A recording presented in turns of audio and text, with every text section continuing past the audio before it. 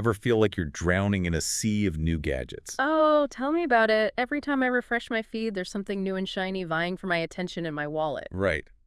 Well, today, we're diving deep into the tech choices of someone who navigates that world like a pro. I'm intrigued.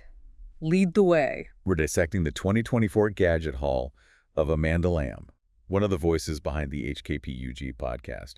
For those not familiar, it's the Cantonese tech podcast, super popular, and Amanda, she knows her stuff. So we're not just looking at a shopping list, we're getting a glimpse into the mind of a serious tech enthusiast. Exactly. We've got the rundown of what she bought, and in episode 981, she even revealed her best buy of the year.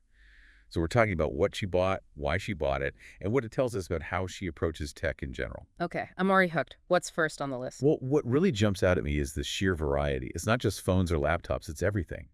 Smart home gadgets like the Aquara sensors, a gaming console, the Imbernic RG353V, a pretty cool handheld, by the way. I was eyeing that one myself. Right. And then she's got the MetaQuest 3 for VR, the Insta360 X4 action camera, even a network card and adapter for Wi-Fi 7.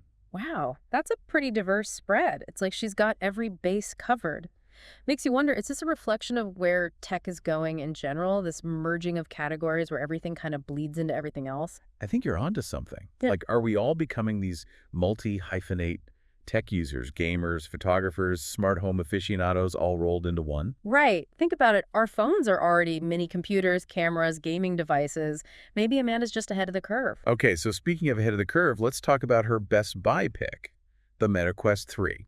Solid choice. What was her reasoning? Well, in the episode, she specifically mentioned the continuous improvement through monthly updates and the high CP ratio. CP ratio. Good old cost to performance. Mm. Still a classic metric. And yeah, those updates are key, especially for something like VR, which is evolving so fast. It's like you're not just buying the device, you're buying into this ongoing development process. Exactly. And that brings up an interesting point. How important are software updates to our listeners when they're considering a new gadget? Good question. Are we all factoring in the long-term potential of a device, or are we just focused on what it can do out of the box? Let us know in the comments. For sure. Now, this whole idea of a device evolving over time is kind of contrasted by Amanda's take on the remarkable Paper Pro. Ah, yeah, the high-end e-ink tablet. Super cool tech, but she found it a bit overkill for just note-taking. right. Like, sometimes the simplest tool is the best tool. It's a good reminder that just because something is fancy and expensive doesn't mean it's the right fit for everyone. Totally agree. It's like, remember that time I thought I needed a sous vide machine to cook a decent steak? Oh, we've all been there. The allure of the latest and greatest can be strong, but sometimes you end up right back where you started, with your trusty old cast iron pan. Exactly. And this whole idea of practicality of choosing the right tool for the job also comes up with Amanda's Wi-Fi 7 purchases. She got the MSI card and the Come Fast adapter. Yep. All set for the next generation of Wi-Fi. But she also acknowledged it's still early days for most people. Right.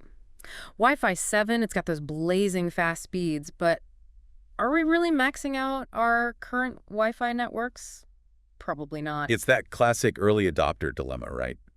Do you jump on the bandwagon now or wait for things to mature a bit, for prices to come down? Tough call. It's a balance between being on the cutting edge and, not ending up with a bunch of gadgets that are obsolete in a year.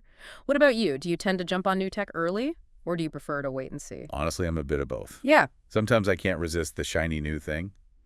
Other times, I'm perfectly content to let others be the guinea pigs. Fair enough. Now, there's one more item on Amanda's list that I wanted to touch on, the Pixel 9 Pro Fold. Oh yeah, the foldable phone.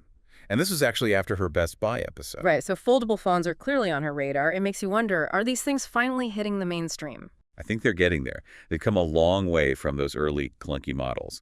And the idea of having a tablet-sized screen that folds down to pocket size is pretty compelling. No doubt. It solves a real problem.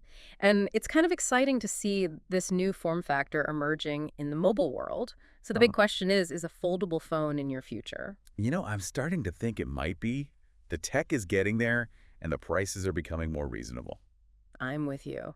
All right, so let's zoom out a bit and think about what we've learned from Amanda's tech haul. Well, I think it paints a picture of someone who's really thoughtful about her tech choices. She's not just chasing trends. She's looking for value, practicality, and that potential for long-term enjoyment. And I think that's the key takeaway for all of us. In a world of endless options, it's about defining what we value in tech and making informed decisions that align with those values. Absolutely. It's about creating a tech ecosystem that serves us, not the other way around. Well said. So the next time you're tempted by that flashy new gadget, take a moment to pause and ask yourself, does this really fit into my tech vision? Does this really enhance my life? Great views. And on that note, we'll wrap up this deep dive. Thanks for joining us. Until next time.